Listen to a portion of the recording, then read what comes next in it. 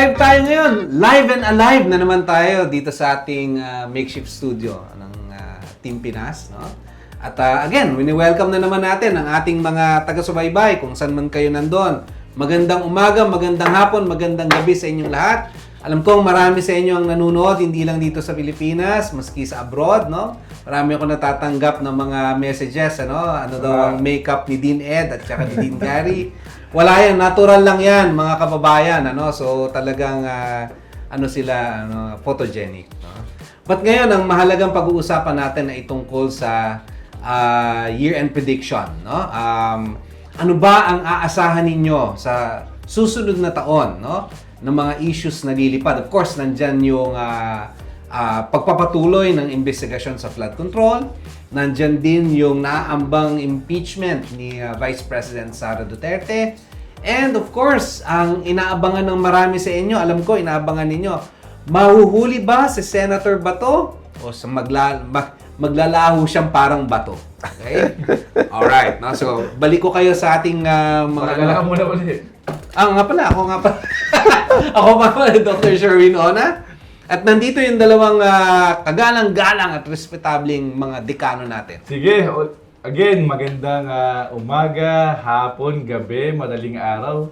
Binabati ko pala yung mga dati kong estudyante na nanonood ng Dean's List. Huwag kayong mag-alala, wala Dating nang grade scholar. sa akin. Oh, At yung mga scholar namin ni Dr. Ona, no? Dati yung scholar. Yan, so, live na live tayo ngayon, no? Parang isa sa atas sa mga episode, year-ender episode ng Dean's List at we decided na magkita-kita ngayong araw na ito para mas maganda pag-usapan yung what do we expect as the year closes and ano yung mga projection, no? Again, using our academic perspective, hindi po kami mga manghuhula. But we provide our insightful analysis based on our academic reading and using our different perspective. Dean Gary Adorjiji po muli from De La Salle Tribe, St. Benil. Okay, so shout out din sa mga estudyante ko sa University of Makati, sa University of the Philippines, at sa kung saan pang eskwelahan tayong naimbitahang magturo. Scholar ba? Dean Ed, wala kang scholar. Mga scholars Hindi, ninyo. matututo pa lang akong mag-set up ng scholarship based sa mga experiences nitong mga mas senior sa akin. So, magandang hapon sa inyong lahat. Ako si Dean Ed Tapia of the University of Makati. Alright, umpisahan na natin. Sige. Umati ka mong discussion na naman ito, no? Go. Ano ba naman, no? Ano ba ang nakikita ninyo? Hindi kahihinat na ng flood control scandal na ito. Sa akin, crucial itong ilang araw na darating. Even a week time, no? Yeah. Kung talagang mag-hit ng major blow si PBBM at yung pinangako niya na meron talagang may papakulong na malaking mga isda. Hindi lang parang mga butanding yan, no? Mga balyena. Dapat ganun kalaki. Hindi mga dilis. Hindi mga didilis ang mga Hindi mga didilis. natin, no? So, importante talaga na mapakita ito. Kasi it will help to galvanize next year yung support ng mga tao and at the same time, perhaps ng different stakeholders. Lalo na yung business community. Kasi nga, ngayon, kung natin maigi, Sa investor confidence, yung ating diba? yung peso natin bumaba na naman against the dollar. Ito na Sa pinaka-lowest. investor confidence no? natin, no? Siyempre, dahil nga ang sinasabi halimbawa ng mga risk analysts dyan, especially yung ating mga international credit ratings, yung Standard & Poor, yung Fitch rating, and so on and so forth, they would rather invest kung ang gobyerno ay effectively nagagampanan ng kanyang mga tungkulin. But unfortunately, dahil nga sa mga iba't ibang mga skandalo, dahil nga sa iba't ibang mga issues that we are facing right now, medyo yung mga investors ay nagdadalawang isip. Kaya I think the government right now must have a full-blown of actions to show to the international community na hey, we are ready to another business. Open To do kami. business, oh. Yeah. Open kami na simulan ulit yung tamang paggogobyerno sa ating bansa. Ikaw din, Ed, flood control scandal at itong naambang impeachment kay VP Sara, ano sa tingin mo ang mangyayari dito? Well, yung flood control scandal na yan, I think kasi there's a question that's lingering in our minds eh. Makikita na ba natin yung tinatawag na closure or tuloy-tuloy lang? I think between now and panahon ng alam mo mga Pilipino pagdating ng Pasko, Disyembre, yeah. pagka Pasko, lahat humihinto eh. Yeah. Lahat nagmamahalan and we tend to be more forgiving during Christmas, no? Perhaps maybe it's cultural. But I think it will have another reset pagdating ng January, pagtapos na yung mga holidays. Pero kung would this signal a closure, kung ang signal ng closure na yan ay the course of justice would take its natural trajectory, ika nga, okay yon. But we should continue to learn from the lessons of the past. Kasi pag sinabi natin closure, notorious pa naman tayo mga Pilipino dyan sa ating short-term memory Yes, na palagi yan, no? galit na galit tayo ngayon and then magbilang ka lang ng ilang panahon and then everything Yan. is Parang teleserye lang, back no? to normal. Gagalit, tapos Ganon. mahalan, tapos away. So parang Mahalan naman, ang di ba? description ko dyan, Doc Sherwin, parang pendulum eh. Yeah. Kaya dati malaman Pendulum swing. kung saan Oo. tayo nag-direction. Yeah. So, maaaring makikita natin dyan magwiway ng bagya, pero ang tingin ko, dapat i-sustain natin yung flood control issue, hindi para mag-create ng gulo sa gobyerno, kung hindi para matuto tayo dun sa mga lessons ng incident na ito. Yeah. Ano naman sa tingin mo yung sa tingin yung dalawa yung impeachment ni VP Sara? Well, ako tingin ko kasi dyan, number one, realistically, legally speaking, because of the decision of the Supreme Court, medyo mas may hurdle. Yeah. Kasi naging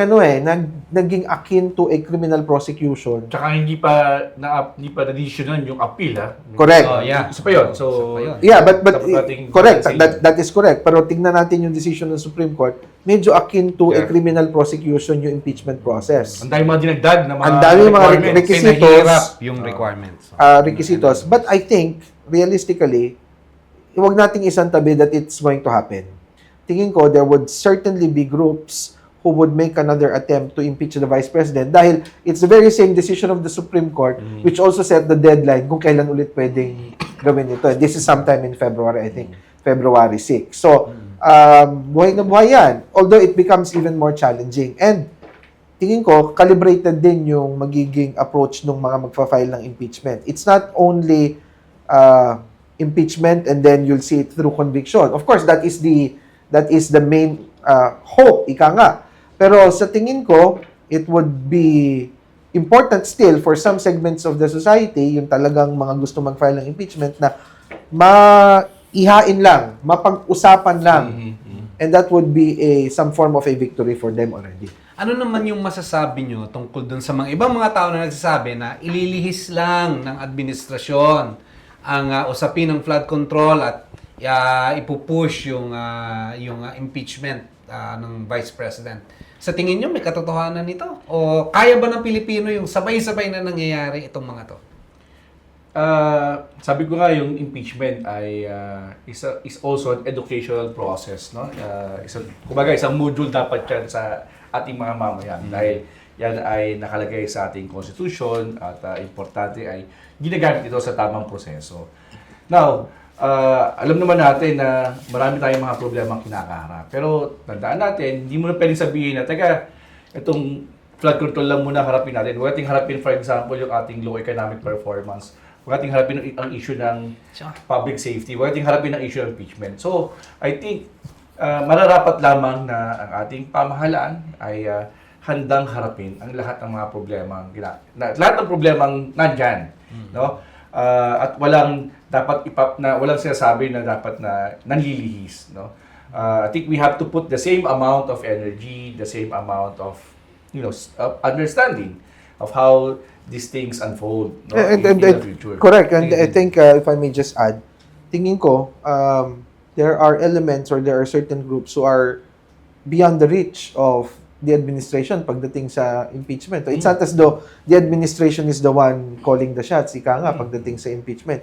I'm pretty sure, ngayon pa lang, may mga grupo na who are preparing another impeachment complaint against the Vice President pag pwede nang i-file ito sa February 6. And whether the administration likes it or not, whether the administration supports it or not, darating at darating yung mga yun. At I think, magpapakita sila by February 6. Well, isa lang pagtingin nga rin dyan, isa rin kung bakit umabot tayo sa ganitong sitwasyon sa impeachment ni VP Sara ay yung pronouncement din dyan ni BBM. Sinasabi niya parang hindi siya interesado ng suportahan. No? So, I don't know kung yan pa rin ang magiging tenor ng administrasyon come 2026. So, isa rin sa pag-aabang natin. Pero, mahalaga rin tingnan natin maigi, for example, yung posibleng gawin ng ombudsman. Kasi yung issue ng confidential funds, nakaka-insulto eh. Still there eh. Hindi pwedeng sabihin lang na, confidential nga, kaya kung dapat confidential ang name. Di ba? So, yung mga ganong argumento eh. Samantalang maliwanag naman ang mga rules ng COA sa usapin na yan. So, importante din dito maging proactive din yung Office of the Ombudsman. Tingnan kung may batayan halimbawa yung mga kasong sinampa during the impeachment at kung ito ba ay pwedeng pag-usapan within the reach muna ng Ombudsman. So, bago yung impeachment process. Kasi kung legitimate naman talaga, similar sa issue ng flood control, dapat harapin. Right. May dagdag ko lang, another viewpoint here is yung impeachment is another venue to hold our public officials accountable. Totally So, syempre, nangyari yung flood control, nangyari yung ICI, nangyari yung ombudsman. Yes, merong problema dyan. Pero hindi lang naman yan di ba? Na naunahan yan ng confidential funds, At isang vehicle, isang paraan ang impeachment para mapanagot natin yung mga totoong nagkasala, At of course, kasama na rin diyan yung posibleng pagpa-file ng kaso sa ombudsman, So sa tingin ko rin, hindi naman to lihis, Hindi naman part pa rin to ng anti-corruption drive. Ngayon, yung pangatlong topic, ito rin yung inaabangan ng mga kababayan natin, yung kay Senator Bato. Naglahong parang bula, Parang batong lumumbog sa na biglang nawala, So, ano sa tingin nyo? Lalabas kaya itong warrant na to? Ang balita, nandyan na daw. Pero nawala na bigla si Senator Bato. Ano sa tingin nyo ang kahinat na nito? I think nararamdaman ni Senator Bato, nararamdaman niya yung news tightening sa kanya. Kaya, I'm sure because of his training in the armed forces earlier in his career and sa PNP, kaya hindi na siya nagpapakita ngayon. He's making himself scarce or sabi mo nga nagtatago na. Dahil there's most probably an element of truth to what the ombudsman said that there's already a warrant of arrest or at the very least it's forthcoming, na totoong forthcoming, Kaya yung behavior ni Senator Bato, medyo lang yan, of course, it leaves a bad taste in the mouth kasi nga ang expectation sana for somebody like him would be to face these allegations against him. Tsaka matagal na niya sinasabi. Correct. Harapin niya Correct. Diba? And maraming kwan yun.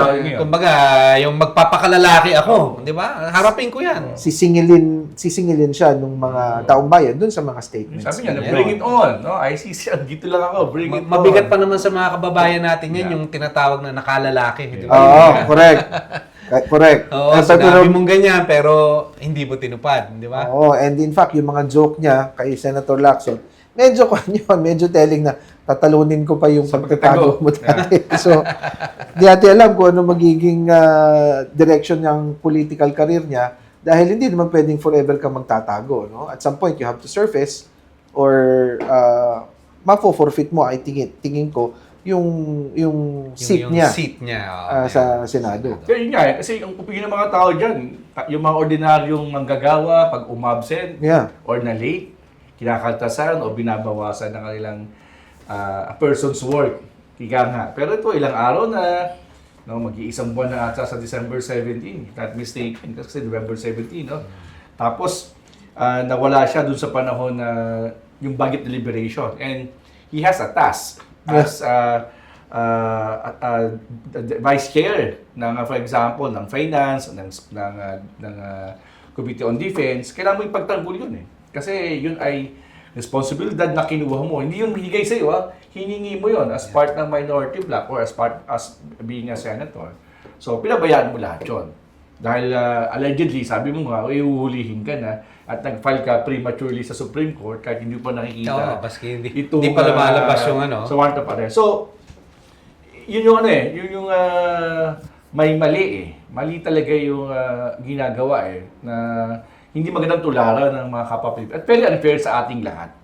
Dahil yung kanyang stature, yung kanyang sahod, yung kanyang impluensya, na parang that's a culture of impunity again eh. You can get away doon sa mga pang-aabuso mo sa mga tao at pinangalandakan mo na haharapin mo ito, haharapin mo sila. Ako yung How ano to eh, explain that eh?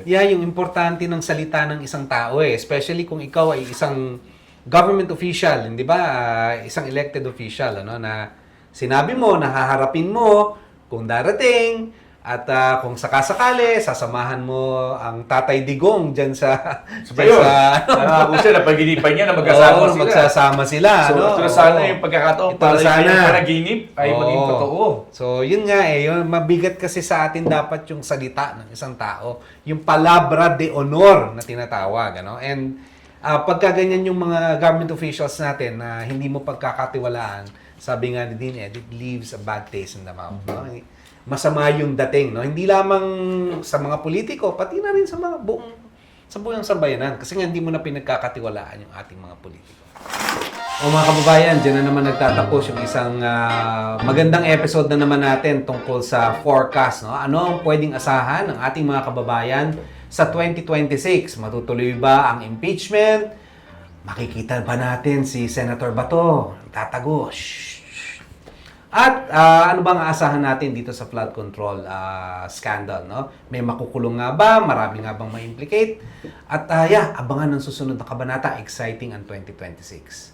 Ito po papaalam na po kami sa inyo at mag-enjoy kayo sa mga Christmas party ninyo. Ito po si Dr. Sherwin Ona of De La Salle University.